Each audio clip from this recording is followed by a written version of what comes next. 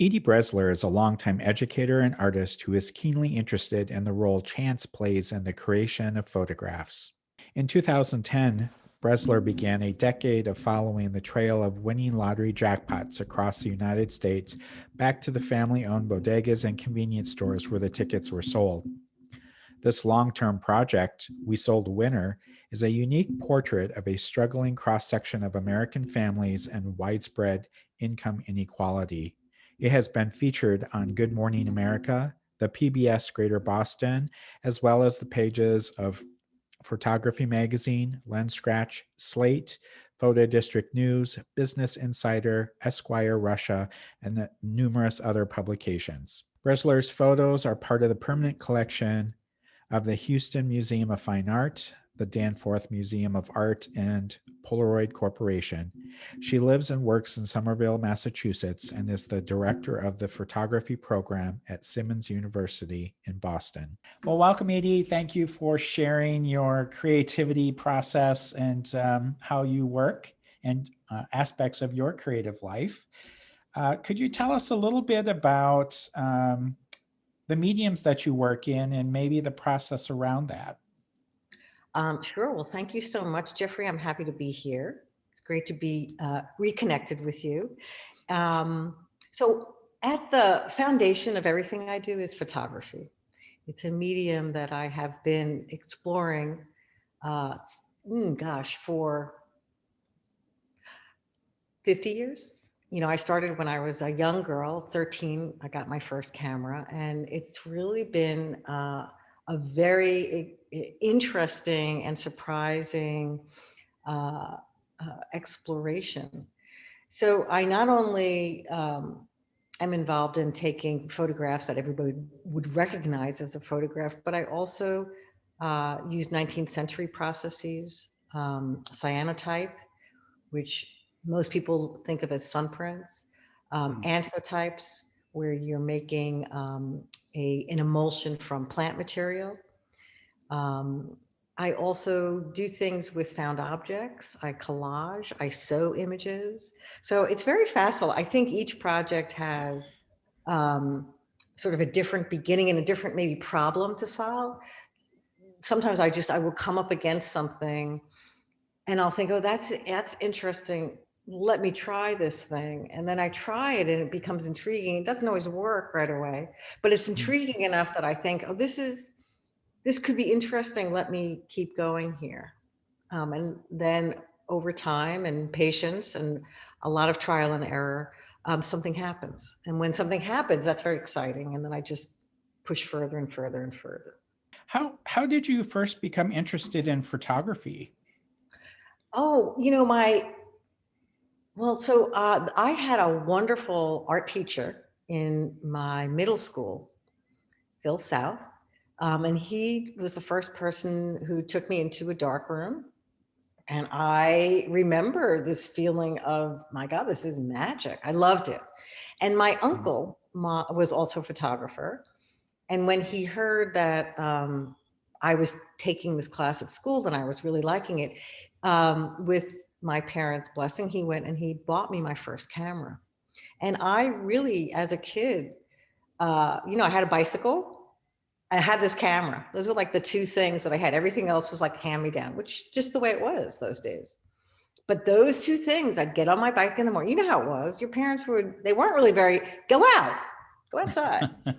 And, you'd go out and there was no itinerary. There was no schedule. You left the house in the morning and you returned for dinner in the evening. Nobody asked where you went, what you did. I had complete freedom as a young girl. And I biked all over the place and I would strike up conversations with people. I mean, so from very early, that kind of relational aspect of photography, of being in relationship to the world, to a neighborhood, to people, to strangers. I was never afraid. I never felt that fear. That by the time I became a parent, it was so rampant that we teach our kids stranger danger. And I'm not saying I'm against that, but it was a different world. It was very different when I grew up. So part of it was that freedom that the camera gave me. I just loved that. How has your approach to capturing images changed? Because I'm sensing as a kid and your initial use of the camera was kind of to document and record things you saw interesting. And as you developed in your picture taking, how did your approach to that change or shift? Or how did you start to see your camera as a different tool? Right. That's such an interesting question, and it's very true that um, I had a very circuitous route. I actually, when I graduated high school, I went to college for science. I was a chemistry and biology major, and um, while I really enjoyed science and I really liked the research aspect of it, wasn't what I wanted to do. So I actually did drop out, and I ended up doing a lot of other things on the way to finally going to art school. And when I got to the School of Visual Arts in the 1980s in New York City, um, I was suddenly exposed to a very different way to think about photography. I mean, in the 1980s, Cindy Sherman and Sarah Charlesworth were showing in the galleries, and this idea of making a photograph or the ideas of what is a photograph were very exciting to me. I never thought about the camera as a tool of investigation. I'd never really thought about the difference between making something and taking something. So I think in many ways as a kid I was taking pictures, Hmm. and then at a certain point, I transformed into this notion of making something, that the medium was really about investigating, well, what is the tactility of this moment? What does that mean? The preservation, um, the magic of chemistry, light, and time. Those are really the ingredients. You don't even need a camera to make a photograph. Hmm. And that really opened up a new way of thinking about not just the medium, but the tools of the trade. And I think I've never stopped peeling back those layers. I think I'm still doing it. I'm still reading theory, still thinking about it, sometimes going back to the same people I read, in my 20s and 30s, and I read it and I think, oh, a little differently now, right? But it's a very rich uh, activity, really. Could you talk a little bit about your thought process around the photographs that you sew into?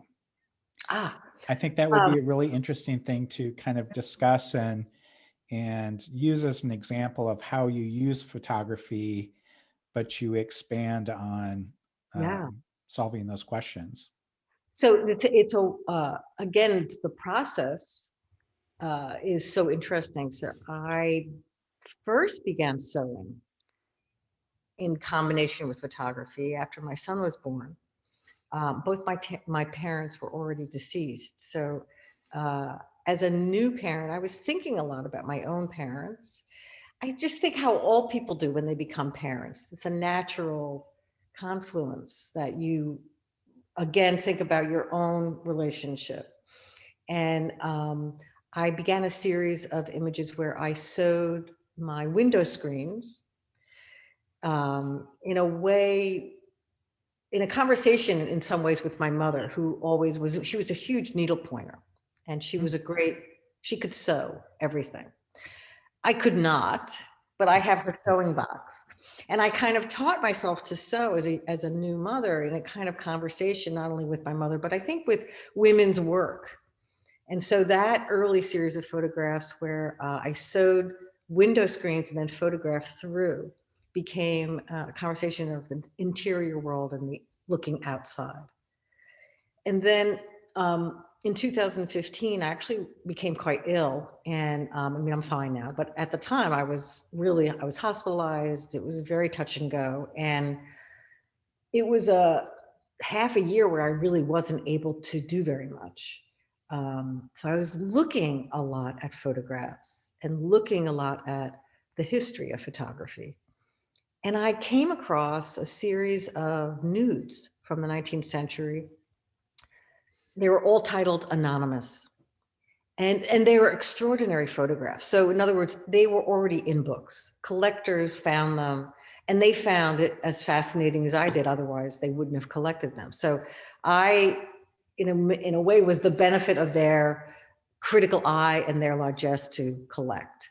But I couldn't get them out of my mind, these people. We know nothing about them. So hence the title Anonymous. We know nothing about the relationship between them and the photographer. They started in 1855. They went up through 1911. They were nudes. Why were they disrobing for the photographer?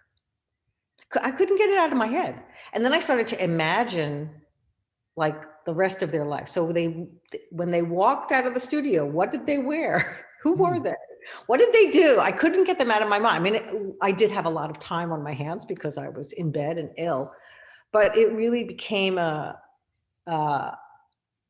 fascination, and I couldn't let go. And the title Anonymous bugged me.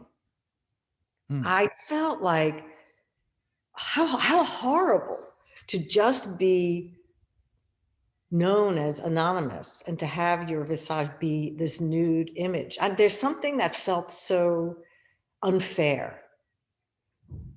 And so I began, when I was better, I had this idea, what would happen if I sewed some clothing for them? If I removed them from the studio and put them in this other setting, put them in a contemporary setting maybe, or a made up setting, and sewed clothes, what happens? And it wasn't even that I thought it would be a project. It really was just trying to offer a second chance at a different way of remembrance. And I was shocked not only how much I loved the sewing aspect, but how much they were changed.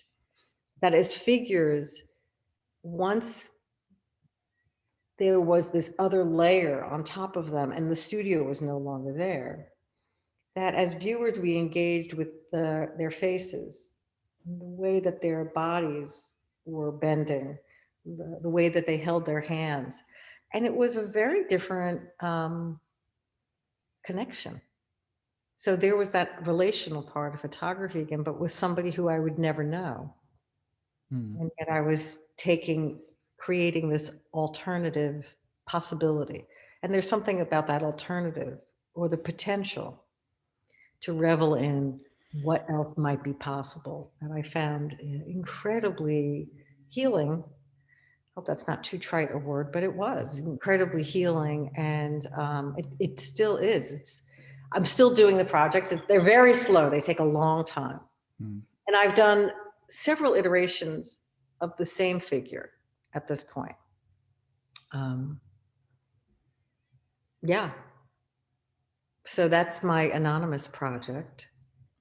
And, and I'm also doing these cyanotypes, and I'm starting to think about sewing them. And I think the idea of a unique photograph, this idea of an art object that is unique, has become really important to me. And in some ways, because everybody's a photographer now, which I enjoy, but I just want my work to do something different, I guess. Right. Is that an attempt to bring more value back to photography? Well, I don't know. I don't know. I don't know if I think about that, because value is that's a hard thing. Everybody's going to value, one person's ceiling is another person's floor, right? So I think that I think there's a personal value. I think I photograph all the time. I have a lot of cameras. I mean, I've been doing this for a long time. So I have plastic cameras, I have 4x5 cameras, I have digital cameras, I have film. I do things without a camera. And so I'm always making pictures, but there's something very meditative and special about engaging with a image creation in a layered way. So that time, the image is not just a moment, but it's a layering of experience and time that's very different from a moment captured in a single photograph. And I think maybe getting older, I'm just appreciating those moments. And so it's catalyzing something, I think, in that way for me. It sounds like time is a kind of consistent theme throughout your work. Mm-hmm. Um, from the quickness of time it takes to capture an image, like from earlier on, and then being able to extend that. Is that Yeah. an accurate observation? Yes, I think time is an essential ingredient to photography that we don't often think about. And when I say, I mean like the big we. When I talk to people and I ask them, well, what is a photograph? It's funny how that is a hard question for many people to answer. I mean, they'll give a lot of definitions for it. Mm. Um, and the truth is, uh, it applies to everything. But, you know, a moment changes as we change. So that's why when we look at family photographs, they mean something different throughout our lives. I mean, I'm very fortunate. I'm from a family that my ancestors, before they came to this country, so my father was first generation American, and they came with photographs. I mean, that was like a big keepsake. And I am now the keeper of those family photographs. So I have the family history. And I love those images. Not that I know all the names of the people or the stories anymore. So much has been lost, sadly. But the images are fascinating. And I guess that idea of the moment being ameliorated into something else. And who knows, when I pass, my son will have them, and he and his cousins, they'll have different ideas about them. It'll be something different. It changes, it grows and evolves. That's not how we usually think about photographs. Right, right. And of course, then there's the whole social media aspect. That's like a whole other craziness. Could you talk a little bit about your series, We've Got a Winner? Mhm. Yeah, Uh, we've sold a winner. Yeah. Well, that was when we met mhm. after the economic catastrophe of 2009. And I myself was going through, I would say, a difficult time in terms, my job was uncertain. There were many things that were uncertain as a single mother, single parent, and in education and academia. And, I think, again, I lived in a neighborhood where I was experiencing something personally, but also out exploring and wandering as a way of trying to connect outside those feelings. And I began noticing those scratch tickets all over the neighborhood. What are those things? I really had never thought about it.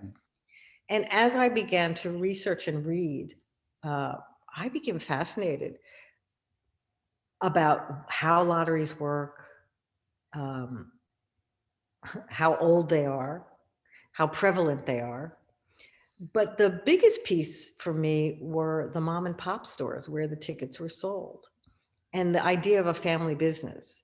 Um, the idea that those corner stores that are everywhere and so ubiquitous, but oftentimes never really thought about, that's a family business. And it was the way that a lot of immigrants, when they got to this country, they could open a family business. They might have been doctors and engineers and chefs and all sorts of professions, but when they came here, that was a viable business opportunity. Many of them were families that banded together, so aunts, uncles, they all took shifts, nephews. That's exactly what my family did when we came to this country. They owned corner stores, drugstores, soda shops, soda fountains. So, that felt familiar to me. And what was the thread connecting all these stores was they all had sold a jackpot winning lottery. And I was so curious. So what happens? There's the winner. Like we know Mm-hmm. what happens to them. What happens to the people left behind, the people who like didn't win, who play every week and didn't win? What happens to the people who sell the ticket? And what does that say about our country? And it was a fascinating way that doing that project was a fascinating way to experience the United States, to experience the American dream, um, and see the country. I mean, I was so privileged to receive financial assistance in the form of grants to travel and make the photographs and then lecture about the photographs, and but most importantly meet people from all over Mm-hmm. who all had this experience, and they had different ways of it. So I wish I could continue that project forever, but the COVID has certainly put a damper on that. Yeah, I can imagine. I think it would be interesting to revisit the project post COVID to see how that has changed people's lives and habits. And Yeah, I mean, I think I agree. First, we all have to get vaccinated. It has to get safe enough to travel. I mean, and then I would love to do that. I mean, I feel many of the people, we have lost touch. And like I said, so many of them have not survived. I know that they are out of business, and yeah, I think about them all the time. It's heartbreaking. has the pandemic affected your creative process?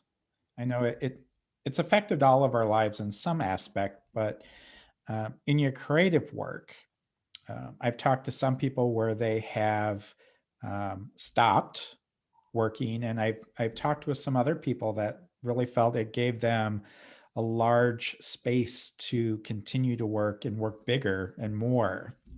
How has the pandemic affected your creative process? Yeah, that's an incredible phenomenon. I mean,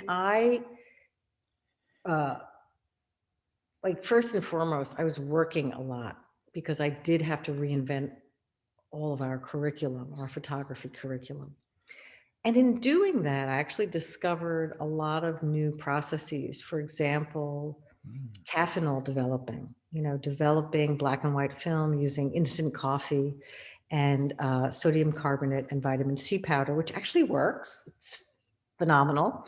Students still need a fix. They still need the fixed chemistry. But in other words, the long and short of it was I actually began to discover new ways of photographing.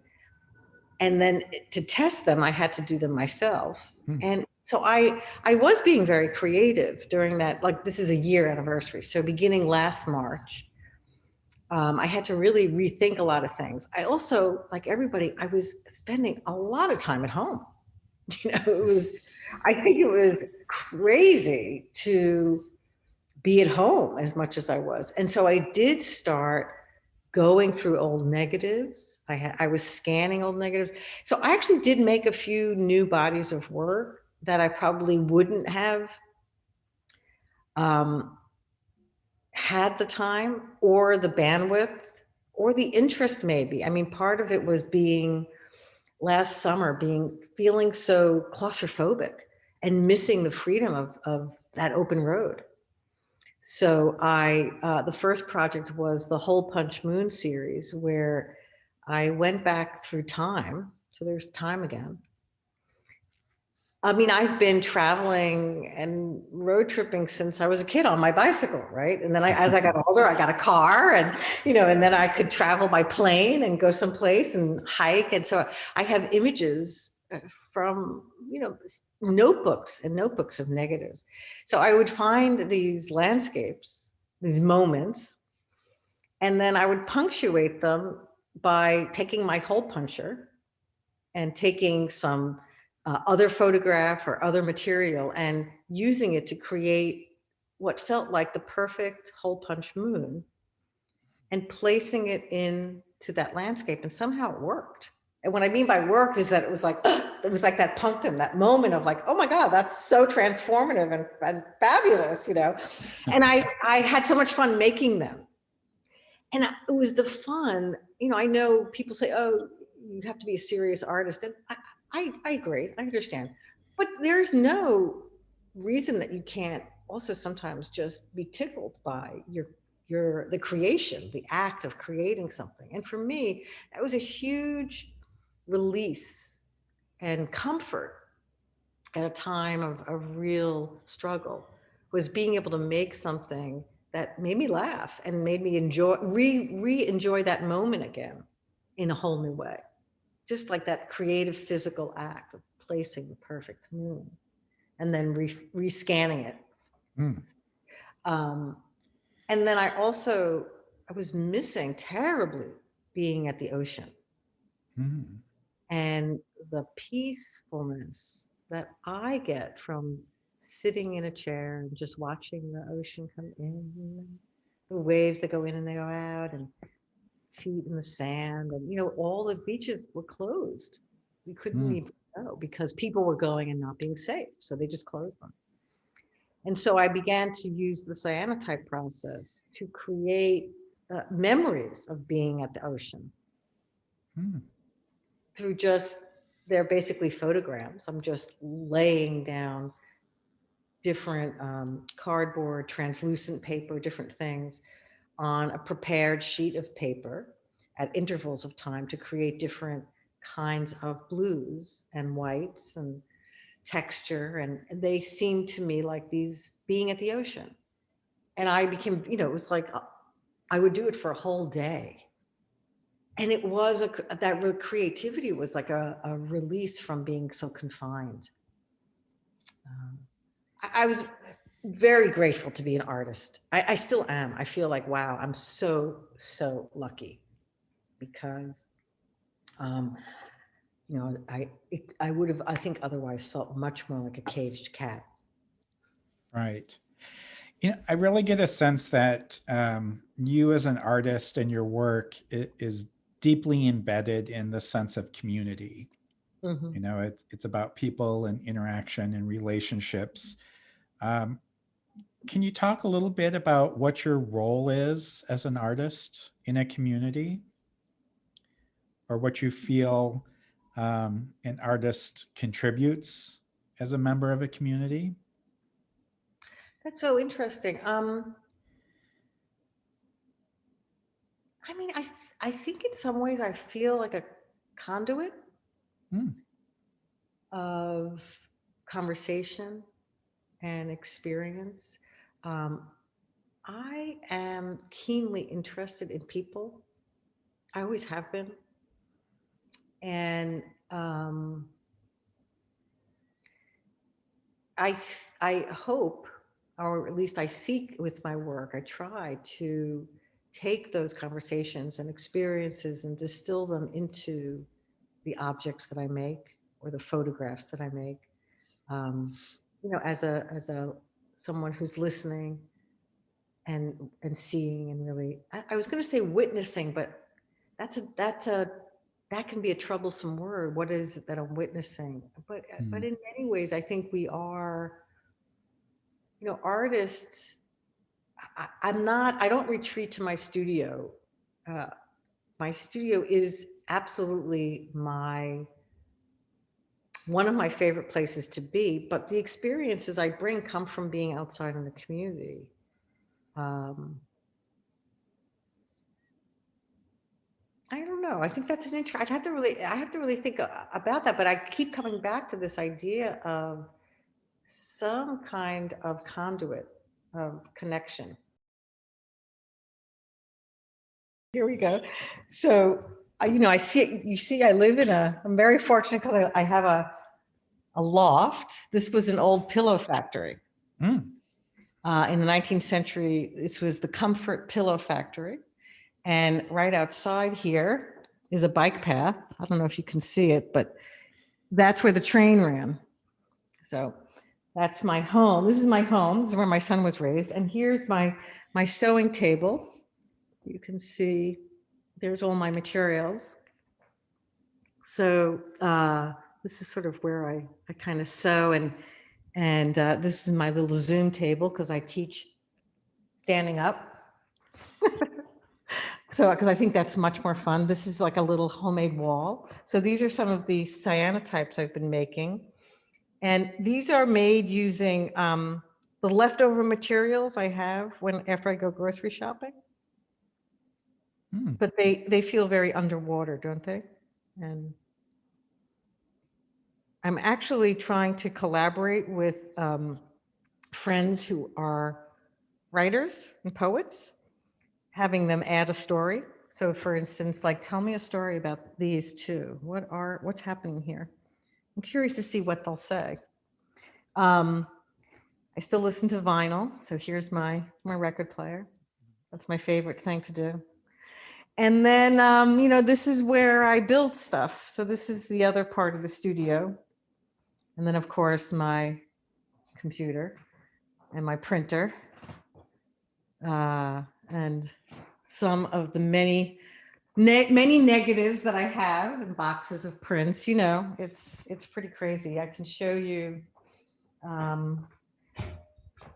Let's see.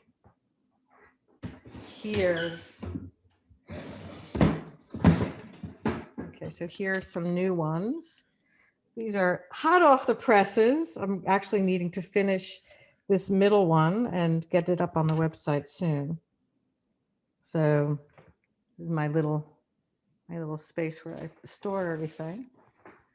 And, my tools. It's really an interesting aspect to see a space where someone really melds their creative work and their living all into one. It's not like it's off Right. in a Right. separate building, but you live within where you Yes. create. And I think that's a really interesting perspective. Yeah, I never, because as a single parent, I really had to be around. Mhm. And one of the great things was my son could be here with a ton of friends, and they could be running around the big room, and I could be in there. And so it was possible to sort of try to work and still be a parent. As you know, it's really challenging. And I had friends who had studios away from the home, and I never figured out how to do that financially. I was just like, so wait, I have to pay for another space to go, like, how never could figure out how to do that. So this always worked. And then, a few years, 2 years ago, when my son, left to sort of make his own way, it was like, wow, I have all this space. So that's been kind of fun. I make good use of the space. I really have enjoyed living this way for a long time. Even when I lived in New York, I had an open floor plan like this, and it's not for everybody, but I really like it. Mm. I feel like it's a good companion for my thinking. I just I can walk around, think room to room, there's something very organic about that process. Yeah, I think it's a really great way to work. Um, Sometimes I think there's something lost when you are segmenting your creativity and your regular life, and if you can really bring it all together into the same mix, um, I think there's something different about Yeah. working that way. Yes, I agree. For me, like I said, I have not. When I first moved to Boston in 97, wow, it's a long time ago. I looked at houses, and I did not like. I felt too claustrophobic. I had not lived in a house since I was a very young girl, and I think I just got out of that headspace. So when I left home at 18, I lived in apartments, and then I sort of traveled a lot, and then I ended up in New York. And in New York, the living spaces were very different. I lived in industrial, old factories with big spaces, and it was very conducive to, I think, the way that I was trying, the kind of person I was trying to become. And yeah, I think part of it is trying to figure out who you are, right? Mm. Part of being an artist for me has allowed me to live a little differently than, not without, there's no judgment, but they're different choices.